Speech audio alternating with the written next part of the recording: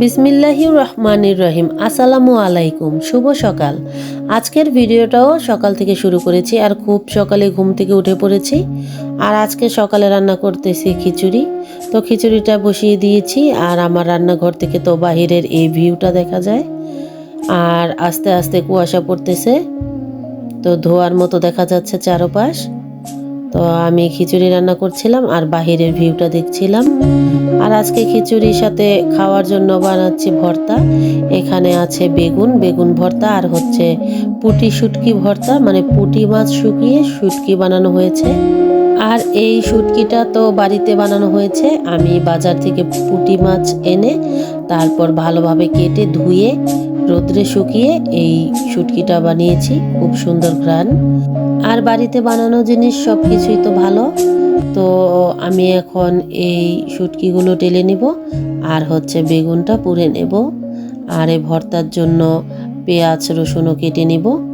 তারপর তো সব কিছু টেলেও নিয়েছি। আর এইবার হচ্ছে বেগুনের মধ্যে তেল মেখে তারপর গ্যাসের মধ্যে পুড়ে নিচ্ছি। তো আমি গ্যাসের চুলাটা জ্বালিয়ে দিয়েছিলাম। আর এই তো এখন আস্তে আস্তে ঘুরে ঘুরে পুড়ে নিচ্ছি বেগুনটা। তো খুব সুন্দর একটি ঘ্রাণও বের হচ্ছিল যখন বেগুনটা পুড়তেছিলাম। আর এই তো আমার খিচুড়িটা তো হয়ে গেছে। তো এখন ওপর থেকে একটু ধনিয়া পাতা ছিটিয়ে দিচ্ছি, তারপর দমে রেখে দিব। আর এই শীতের সকালে গরম গরম খিচুড়ি বা বোয়া আর ভর্তা খেতে তো খুবই ভালো লাগে। আমাদের বিক্রমপুরের ঐতিহ্যবাহী খিচুড়ি বা বোয়া ভর্তা খুবই মজা। তো বেগুনটাও পুড়ে নিয়েছি। এবার আমি শুটকি ভর্তাটা বানিয়ে নিচ্ছি। তো এখানে রসুন পেঁয়াজ মরিচ আর হচ্ছে শুটকি ধনিয়া পাতা সব কিছুই দিয়ে দিয়েছি। তারপরে তো হয়ে গেল ভর্তা বানানো। তো এখানে শুটকি ভর্তা আর হচ্ছে বেগুন ভর্তা। তো এখন সবার জন্য একটু একটু করে বেড়ে নিচ্ছি। তো এখানে এই যে তুবার জন্য বেড়ে নিয়েছি। তুবা তো বলছিল সেদিন কথায় কথায় যে আম্মা অনেক দিন হলো তুমি খিচুড়ি রান্না করো না। তো আজকে তুবার জন্য এই স্পেশালভাবে খিচুড়িটা রান্না করলাম। তো এখন দিয়ে আসি। আর এই তো সকালে আমার ছোট যা তো তুবাকে দিয়ে পাঠিয়ে দিয়েছে চা। তো এখন বসে পড়লাম, চাটা একটু গরম করে নিলাম কারণ অনেক সকালে দিয়ে গিয়েছিল। তো আমি কাজ করছিলাম, এখন বসে বসে চা খেয়ে নিচ্ছি। আর সকালে তো আমি শুধু চা খাই, কারণ চা ছাড়া আমার কিছুই ভালো লাগে না। তারপরে তো স্কুলে চলে গিয়েছিলাম শেফামণিকে নিয়ে। আর এই যে দেখুন, শেফামণি আজকে সব লটারিগুলো নিয়ে এসেছে। এই চিপের সাথে তো যতগুলো লটারি ছিল, তো আজকে ও প্যাকেট ধরে নিয়ে এসেছে। তো এর মধ্যে অনেকগুলি লটারি ছিল, দেখি কি কি আছে। তো এখানে তো চামচ আর হচ্ছে প্লেট ছিল। তো এগুলো প্যাকেট থেকে বের করে একটু দেখলাম, তারপরে চলে গেলাম রান্নাঘরে। আর ভাত তো বসিয়ে দিয়েছি। আর গরুর কলিজার ফ্যাপসা এনেছিল, একটু লবণ আর হলুদ দিয়ে সিদ্ধ করে নিচ্ছি। ডালটাও বসিয়ে দিয়েছি। ছোট নদীর মাছ এনেছিল, সেই মাছগুলো এখন কাটতে হবে, তারপর কেটে ভালোভাবে ধুয়ে নিতে হবে। আর এই তো আমি কলিজা আর ফ্যাপসাটা এখানে পরিষ্কার করে নিয়েছি। তারপর তো মশলাটাও কষাতে দিয়েছি। আর এদিকে ডালটাও বাগার দিয়ে ফেলেছি। মশলাটা কষানো হয়ে গেছে। আর আমি প্রথমে আস্তই কলিজার ফ্যাপসাটা একটু সিদ্ধ করে নিয়েছিলাম। তারপর এই কলিজা ফ্যাপসার উপরে যে প্লাস্টিকের একটা আবরণ থাকে, তো সেটা আমি তুলে ফেলেছি। তারপর ছোট ছোট করে কেটে আবার একটু সেদ্ধ করে নিয়েছি। তারপর ভালোভাবে ধুয়ে পরিষ্কার করে এখন মশলাটার উপরে দিয়ে দিচ্ছি। তো এবার ভালোভাবে নেড়ে চেড়ে কষিয়ে নেব। তো এর মধ্যে থেকে অনেকটাই পানি উঠবে। তো এখন নেড়ে চেড়ে এর মধ্যে পানি উঠে গেছে। তো এই পানিটা দিয়ে একটু কষিয়ে নেব খুব ভালোভাবে। তারপর তো এখানে আমি আলু কেটে রেখেছিলাম, নতুন আলু, এই আলুটা দিয়ে আজকে রান্না করা হবে। আর এই তো কষানো হয়ে গেছে। তো এর মধ্যে এবার আলুগুলি দিয়ে দিব। তো আলু দেওয়ার পরে বেশ কিছুক্ষণ আবার নেড়ে চেড়ে শুকিয়ে নিব ঝোলটা। তো নতুন আলু দিয়ে এখন তরকারি খেতে খুবই ভালো লাগে, কারণ শীত তো চলে এসেছে। তো খুব ভালোভাবে কষিয়ে নিচ্ছি।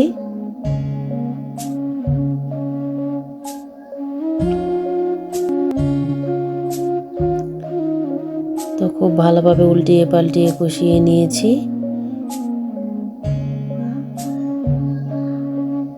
তারপর এখন তো ঝোলের পানিটা দিয়ে দিব, অনেকটাই কষানো হয়ে গেছে।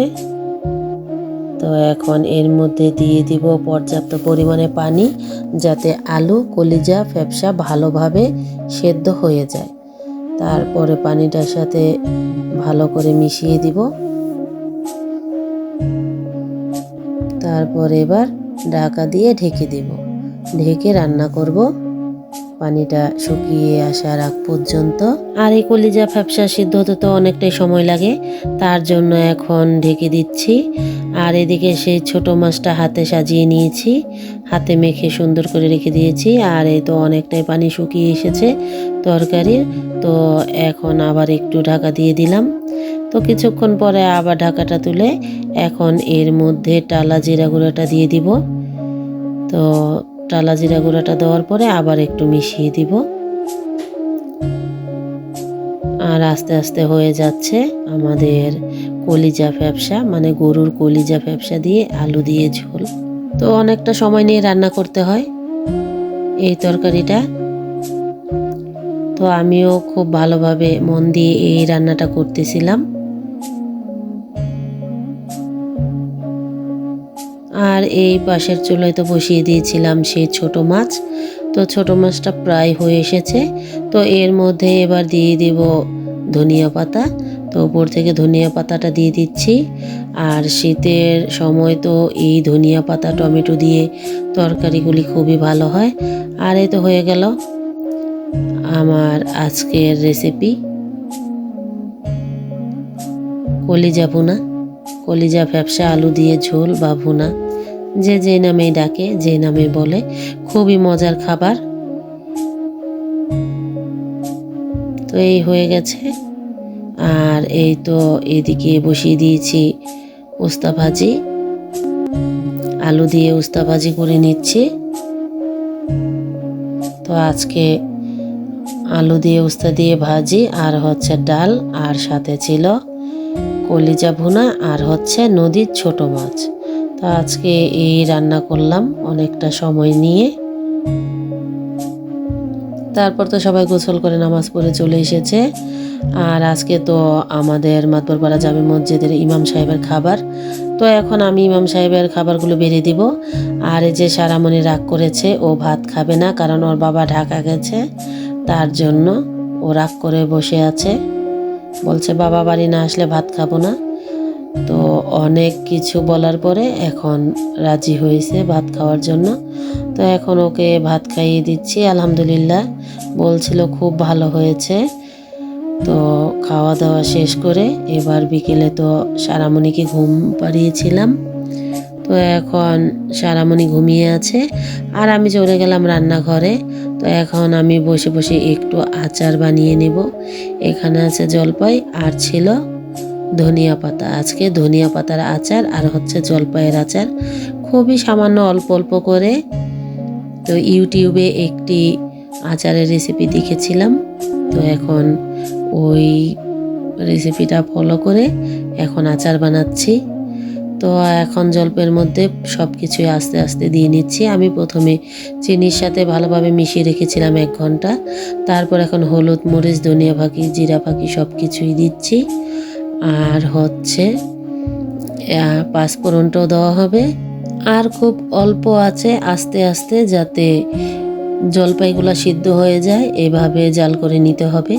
তো আমি ভালোভাবে নেড়ে চেড়ে উল্টিয়ে পাল্টিয়ে এখন জলপাইগুলো জাল করছি। আর আমি এখানে ইউটিউবের নিয়মে একটু একটু করে কেচে দিয়েছিলাম। আর আমি একটু একটু করে মশলাগুলিও দিচ্ছিলাম পরিমাণ মতো।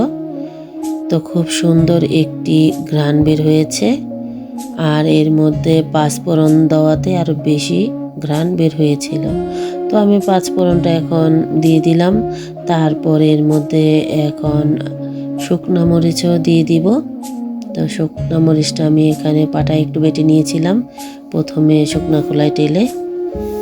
তারপর এখন আস্তে আস্তে করে নেড়ে চেড়ে নিচ্ছি। আর এর মধ্যে অনেকটাই চিনি ছিল, তো চিনির মধ্যেই জাল করে নিচ্ছি। এর মধ্যে কোনো পানি টানি দিই নেই। আর এই তো হয়ে গেছে আমার সেই জলপাইয়ের আচার। আলহামদুলিল্লাহ খুবই সুন্দর হয়েছিল দেখতে আর খেতেও খুব মজা। তো এখন আমি এই আচারটি সাইডে রেখে দিব ঠান্ডা হওয়ার জন্য। তারপর আমি একটি কাচের জার বা কৌটোর মধ্যে রেখে দেব।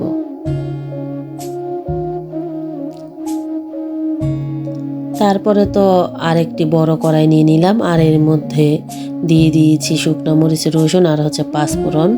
তো এখানে সরিষার তেল আছে। এবার খুব সুন্দর একটি ঘ্রাণ বের হচ্ছিল।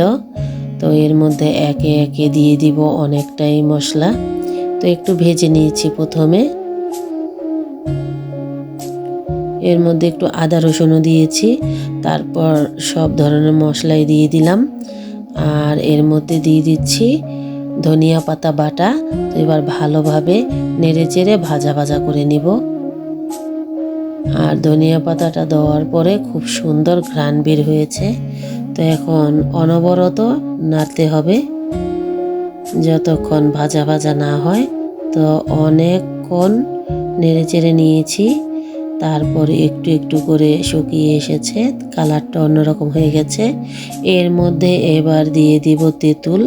এখানে আমি একটু তেঁতুল পানিতে ভিজিয়ে রেখেছিলাম, তারপর পানির সাথে গুলিয়ে নিয়েছি। এইবার তো দিয়ে দিলাম। তারপর আবার অনবরত নেড়ে নিচ্ছি।